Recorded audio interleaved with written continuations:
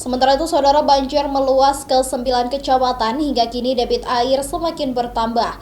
Warga di Kecamatan Matangkuli, Aceh Utara mulai mengungsi. Banjir yang melanda Aceh Utara hingga kini meluas ke 9 kecamatan.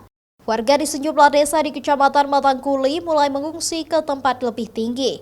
Selain itu, banjir yang terjadi sejak kemarin mengakibatkan aktivitas warga lumpuh total karena tingginya debit air. Di Kecamatan Matangkuli, rata-rata debit banjir mencapai 70 hingga 120 cm. Ratusan rumah warga terdampak banjir. Selain itu, perkantoran di pusat kecamatan pun terendam banjir. Untuk Matangkuli sementara yang terdata oleh kami sekitar 26 desa. Tinggian berkisar antara 50 sampai dengan 120 cm. Tadi informasi yang kita terima, kemudian kita juga sudah cross check, ada beberapa desa yang warganya sudah mulai mengungsi ke menasah desa setempat dan sebagian sudah mengungsi ke rumah keluarga kerabat terdekat. Kecamatan Matangkuli merupakan salah satu daerah terdampak banjir parah. Sementara kecamatan terdampak parah lainnya yaitu Lok Sukon, Pirak Timu, dan Cot Girek.